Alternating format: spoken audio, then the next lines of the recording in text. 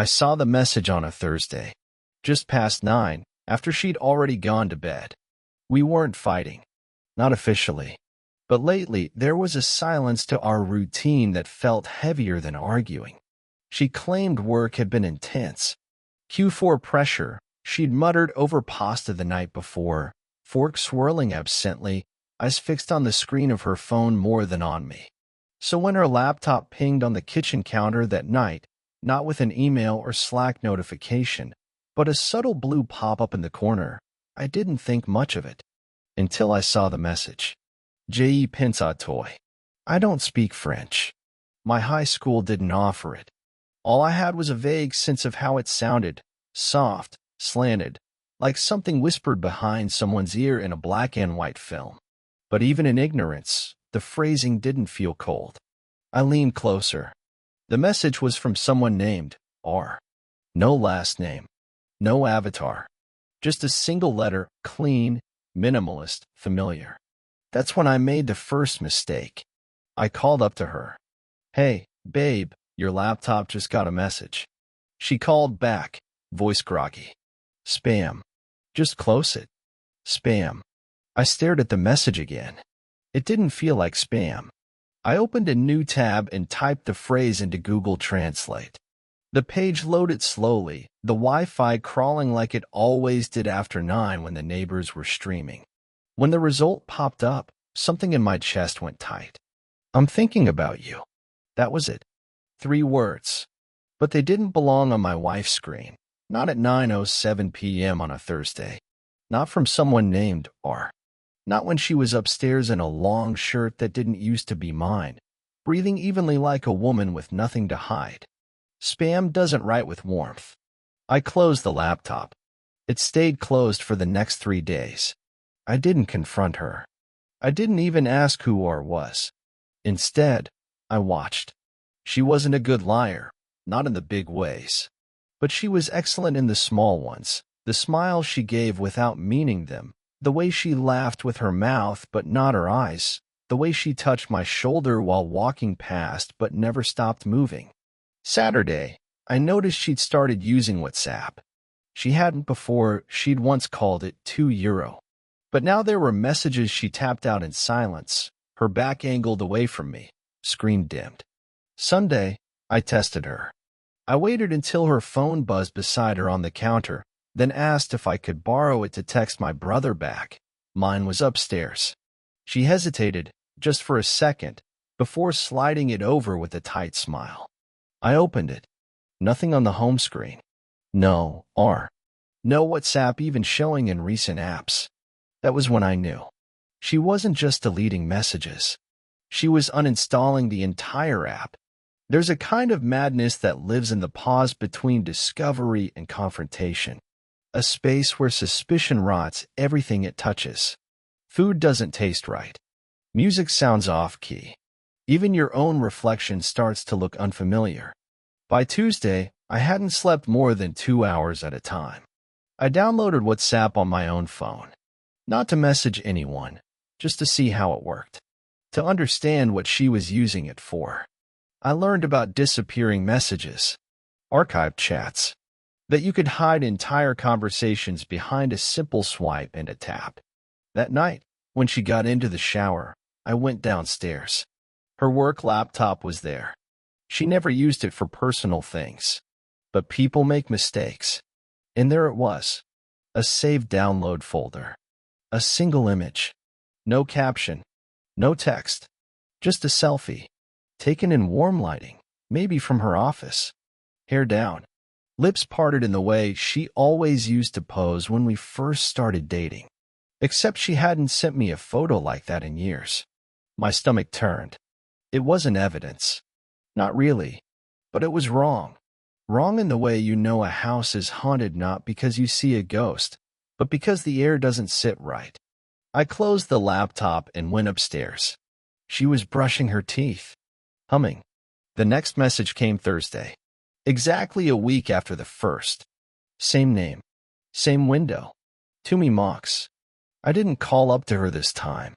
I just stared at the words. Heart thudding. I didn't even need to translate it. But I did. I miss you.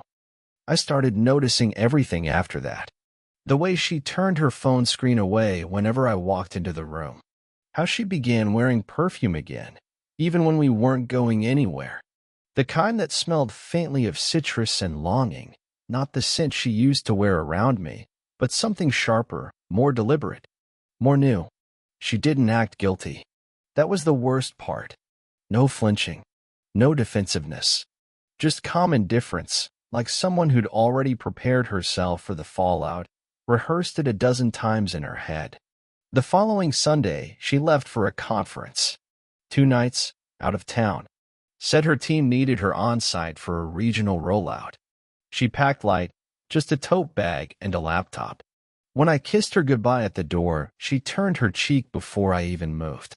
After she left, I stood in the doorway for a long time, watching the street, listening to the silence she left behind.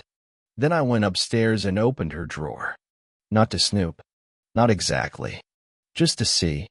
There's a loneliness in that kind of search. Not just for what might be hidden, but for what's already missing. The ring she used to always take off at night, the gold bracelet her sister gave her for her birthday, the black lace set she hadn't worn in months. Gone. I sat down on the bed and stared at the wall.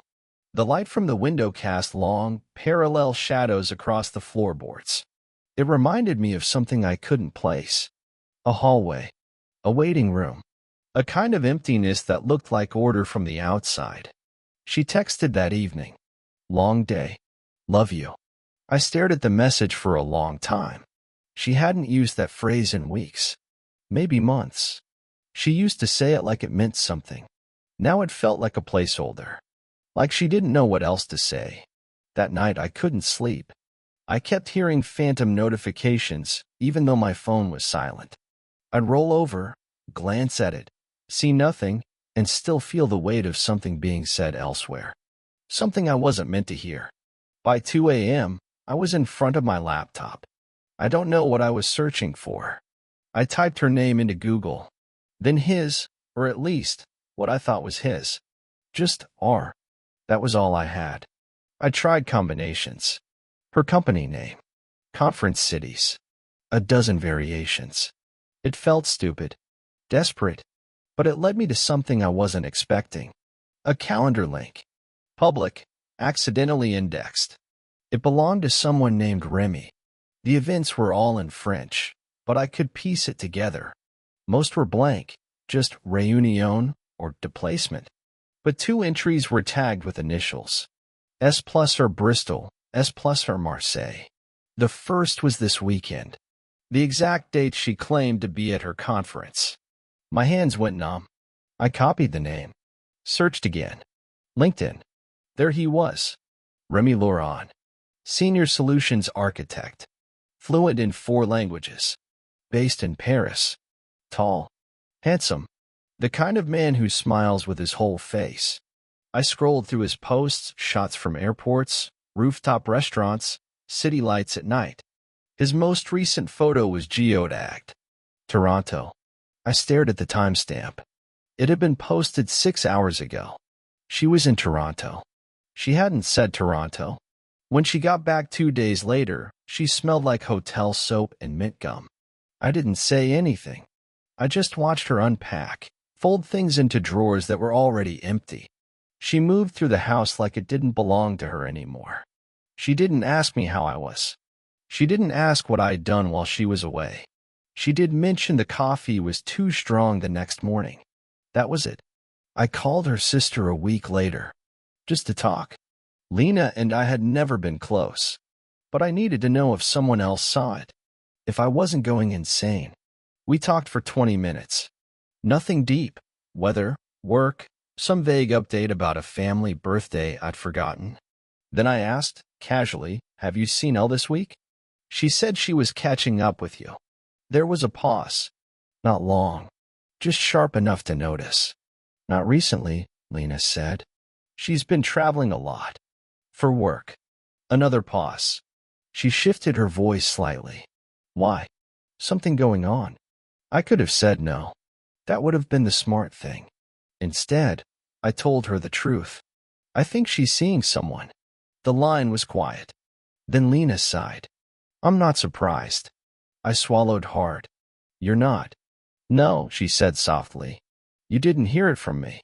But this isn't the first time she's drifted. There it was. Confirmation. No alarms. No dramatics. Just that quiet word. Drifted. Like it was some inevitable tide she surrendered to. She said she loved me, I murmured. She probably does, Lena replied. Just not the way you need. That night, I waited until she fell asleep. I watched her chest rise and fall, her face turned slightly toward the wall. Peaceful. Innocent. Like a child who's never had to earn forgiveness. I took her phone from the nightstand. Not to read the messages. Just to see if she'd changed the password. She had. It wasn't my birthday anymore. It wasn't ours. It was something new. Something only they knew. The morning after I found out the password had changed, she asked if we were out of toothpaste. She stood in the doorway of the bathroom, toothbrush dangling in her hand like a white flag. Hair tied up, sleeves pushed to her elbows, looking exactly like the woman I married. I almost answered without thinking. Almost said, top drawer, behind the floss. Instead, I looked her in the eye. You changed your phone password. She blinked. Then, like a switch, her tone flattened. It was getting weird. I figured you'd been checking it. I wasn't. Silence. She nodded, slowly, as if she were judging the degree of my lie instead of its existence. Well, now you don't have to. She didn't get angry. She didn't ask why I brought it up. She just turned and walked back into the hallway, the quiet thump of her footsteps trailing behind her like a closing door. That was when I realized something. She didn't care if I knew. She just didn't want to discuss it. The world doesn't fall apart with a bang. It unspools slowly. It stains. You don't wake up to screaming. You wake up to her spending an extra 5 minutes on her makeup. To laughing a little too long at a message she refuses to show you. To her coming home with groceries but forgetting the one thing she's never forgotten before. Sun-dried tomatoes. She used to put them in everything. Now she says they're too acidic. I became obsessed with her devices. Not touching them, just watching. I learned her rhythms. When she switched from text to email. How her fingers hovered half a second longer when typing certain names. The way she tilted her screen toward the wall when reading in bed. I also started cataloging her lies. Small ones. Quick ones. She told me she had a 4 p.m. meeting one Thursday. I knew she didn't. I saw her calendar open when she left the room, a blank afternoon. She wasn't sloppy. Just careless, like someone who believed the story more than the truth. Another time, she said she was heading to the dry cleaner. She came back with no hangers. No receipt. No explanation. I reached out to a friend. Someone I hadn't spoken to in months. Not close enough to be suspicious, but smart enough to know what I was asking without needing to say it. Can someone hide messages on WhatsApp without deleting them? He sent back a link. A tutorial. Turns out, you can archive entire conversations. Bury them so deep they don't show up on the main screen. A quick swipe, and they're gone, not deleted, just invisible. Like a secret room in a familiar house. Like a second life. I didn't confront her. Not yet. But something shifted after that. I stopped asking questions. I stopped hoping for answers. Instead, I started collecting. It began with her laptop.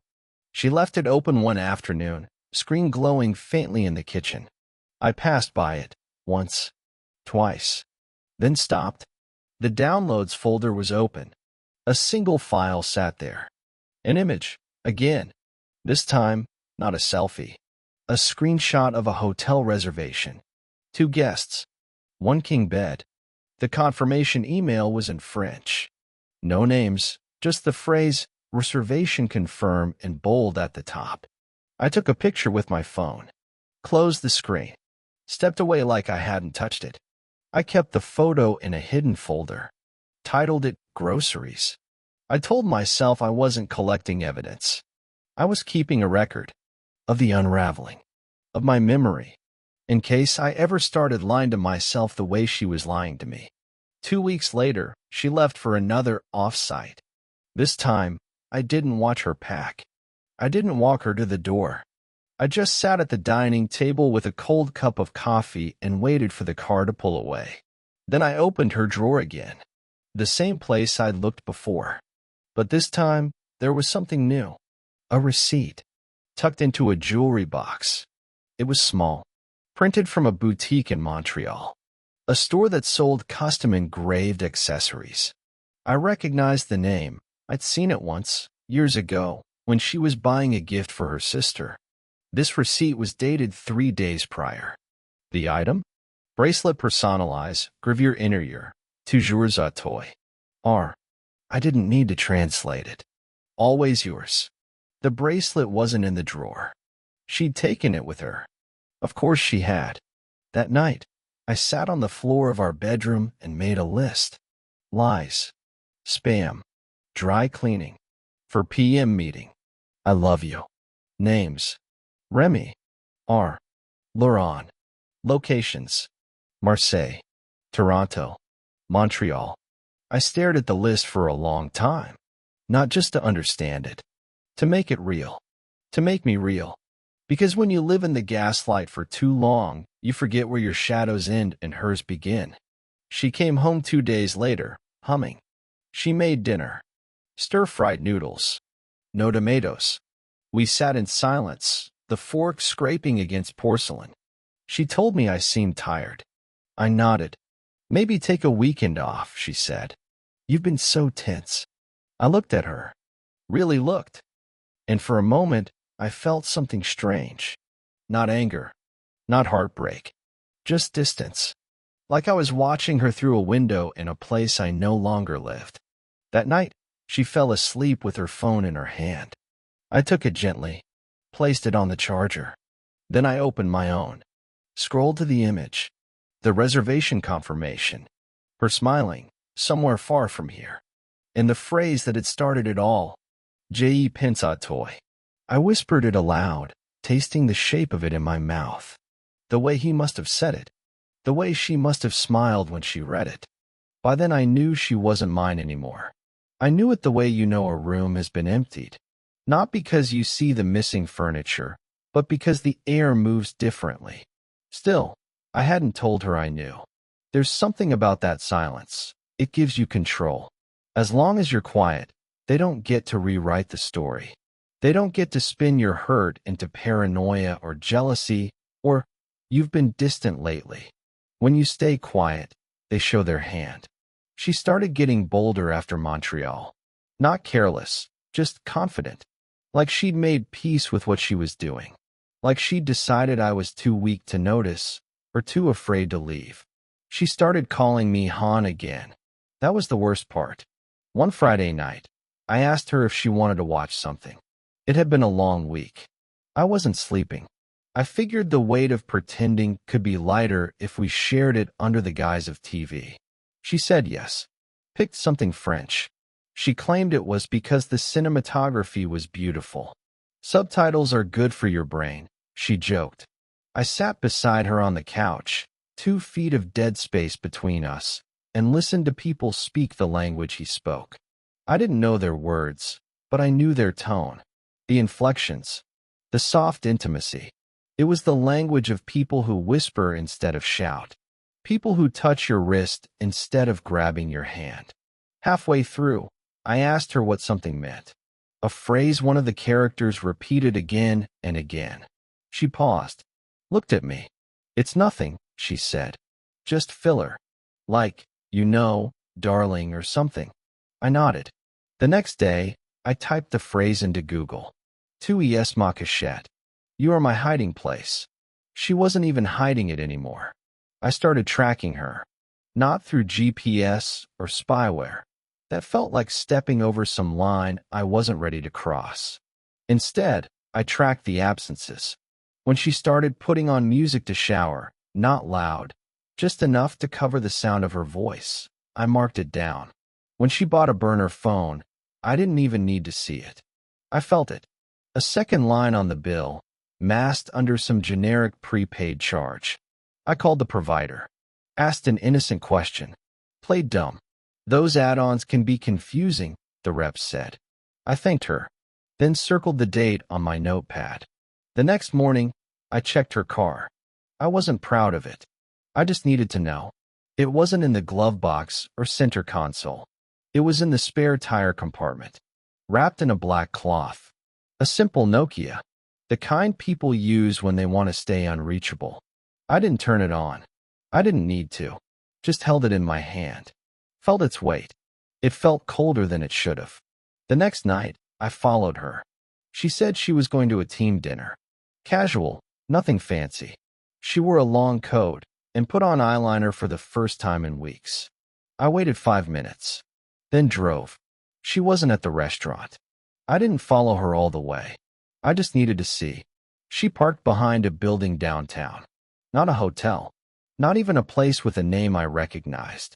She stayed in the car for a long time. Eventually, another car pulled in. A sleek black Audi with tinted windows. The driver stayed inside. They sat like that for 5 minutes. 10. No one moved. Then she opened the passenger door and got in. And they drove away. She came back late that night.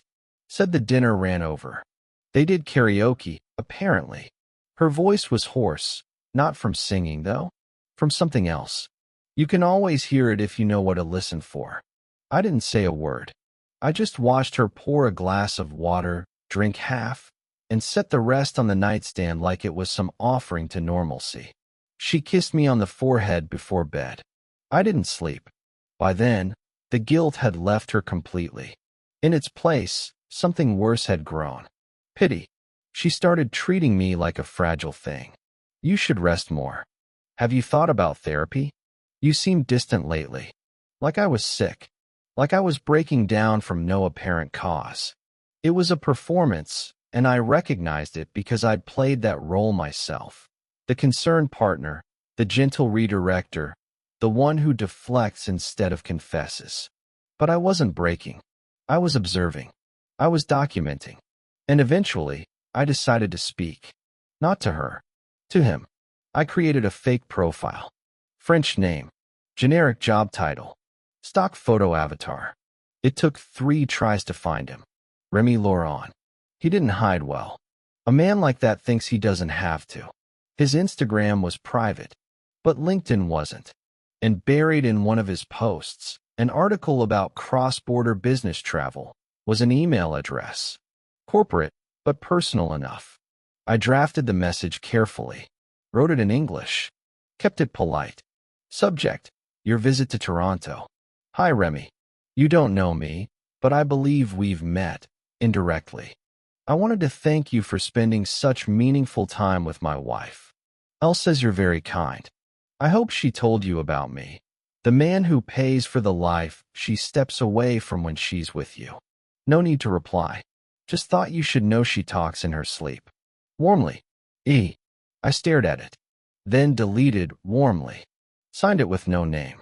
And clicked send. The next day, she was quiet. Not sad. Not guilty. Just off. She kept checking her phone in subtle ways. Tilted glances. Gentle taps. Thumb swipes. I waited. At 6:13 p.m., she stood up from the couch, said she was going for a walk. Needed air. She didn't take her phone, but she took the burner. She didn't come back for 3 hours. I haven't confronted her. Not yet. Some truths are quieter when they're not spoken. Some betrayals echo louder in silence. Right now, she thinks she still has the upper hand. But she's wrong. This isn't about heartbreak anymore. It's about control. And I'm just getting started.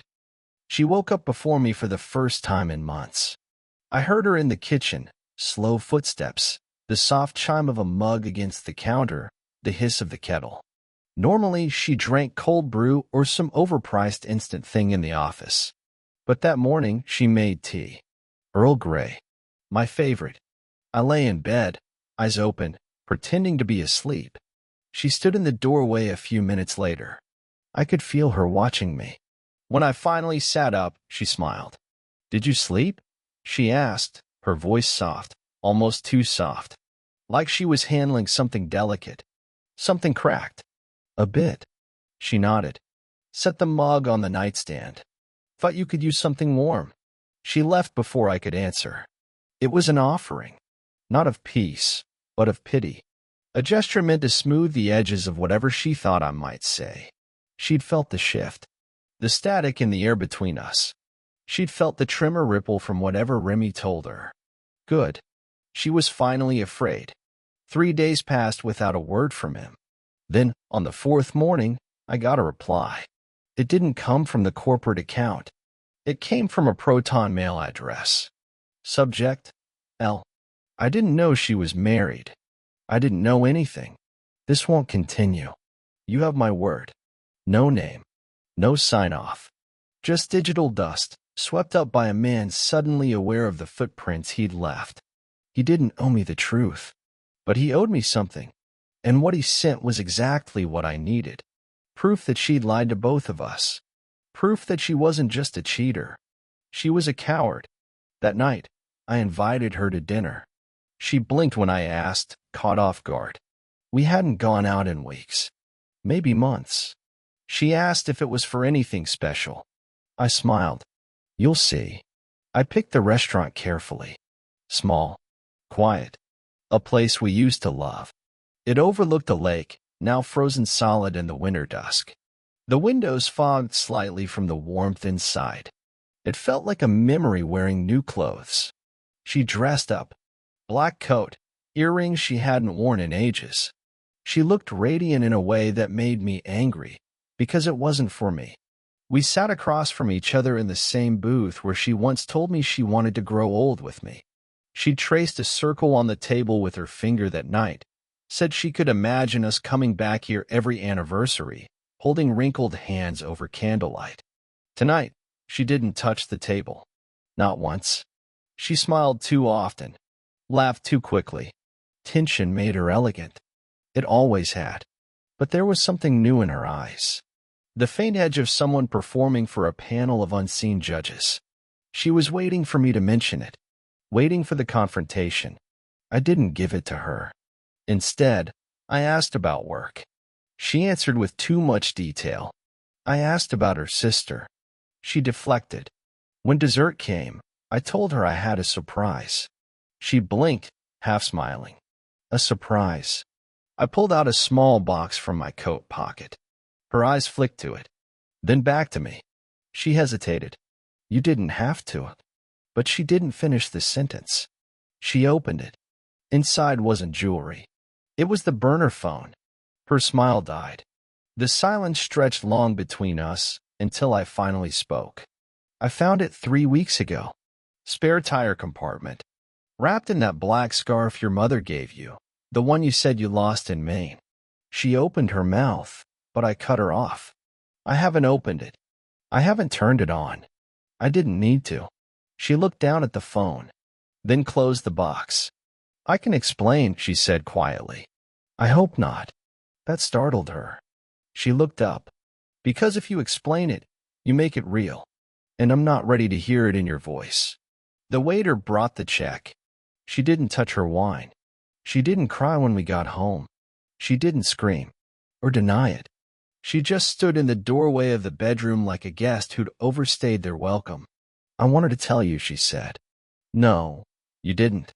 You just wanted to stop getting caught. She nodded, slowly, like someone accepting a verdict.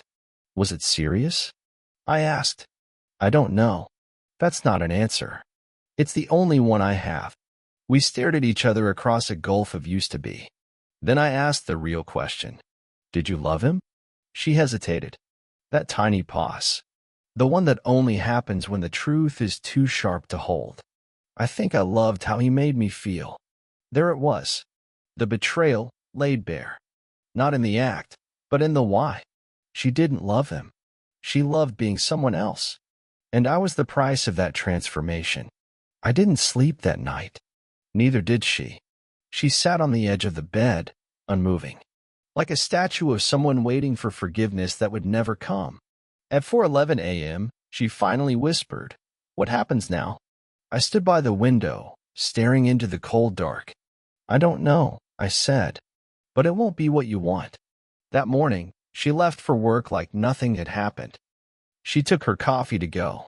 I sat in the kitchen, phone in hand, staring at Remy's message again. This won't continue.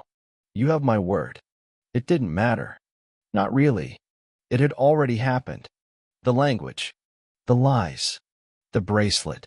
The woman I loved had become fluent in betrayal, and no apology could translate that back into truth. The days after were quiet in the way old wounds go quiet. Not healed, just numb. She didn't leave. Not immediately. That surprised me. I expected drama. Packing. Keys on the counter.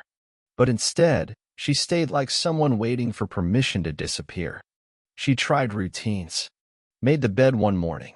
Ordered groceries.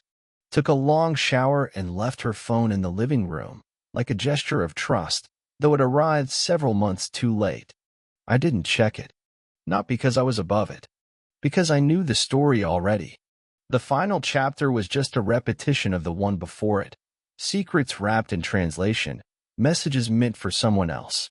I didn't speak to her for 2 days. Not beyond the necessary. Can you pass the salt? The plumber's coming Tuesday. You left your charger on the couch. She responded in equal fragments. Simple syllables. Like she was learning how to be human again. Then, on the 3rd night, she sat down beside me on the couch. I ended it, she said. Her voice was flat. No drama. No apology tucked between the words. Just fact. Good, I said. I still on the TV. You don't believe me? No, I said. I just don't care. That silenced her. Not because it was cruel, but because it was true. The opposite of love isn't hate. It's vacancy. She started sleeping in the guest room after that. Not by request. By instinct. I never told her to go. But she went. The air between us had congealed into something heavy, and neither of us wanted to suffocate first. She still tried, occasionally. Small things. A dinner she used to make. A song we once danced to, playing softly from the speaker as she folded laundry. But I didn't bite.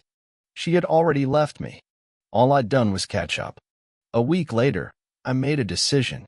I sat at the kitchen table, same spot where I'd once translated Pense toy, and wrote her a letter. Not out of sentiment. Just clarity. I left it on her pillow. The one she hadn't slept on in 10 days. It read, I know it wasn't just him. I know you needed something I stopped giving you. Or maybe never gave you at all. But instead of speaking, you chose silence. And instead of leaving, you stayed and decayed beside me. I loved you. I still remember how that felt. But I don't want to love someone I have to doubt. I hope you find what you're looking for. But not in this house. Not with me. B. I didn't wait for her reaction. That night, I slept in our bed alone. For the first time in years, I slept all the way through. She moved out the following Sunday. No fanfare. No last-ditch apology. Just 3 boxes and a small suitcase. She didn't cry. She didn't even say goodbye. She closed the door behind her like she'd lived here as a tenant, not a wife. And that felt appropriate. In the weeks that followed, people asked. Her sister. A coworker. The barista who used to know our order before we spoke. I gave them the same answer. It didn't work out. They nodded like they understood. They didn't. But that wasn't their fault. Some stories are written in a language only the betrayed can read. One afternoon, I found the bracelet. She'd left it behind. I don't know if it was intentional. Maybe it fell between the dresser and the wall. Maybe she couldn't bear to keep it. Or maybe she wanted me to see it. One last message. I held it in my hand. Toujours a toy. R. Always yours. Not anymore. I placed it in a drawer.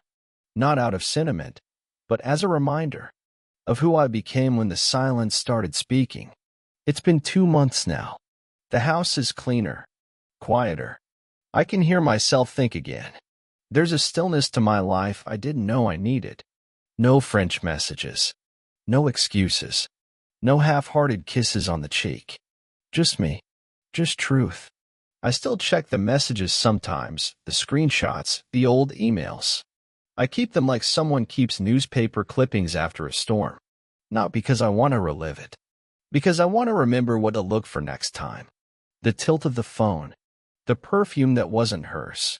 The word spam spoken just a beat too fast. I'm not bitter. I'm just fluent now. Thanks for watching. If this story pulled you in, make sure to subscribe and hit the bell so you never miss the next confession. Until next time, take care and watch who you trust.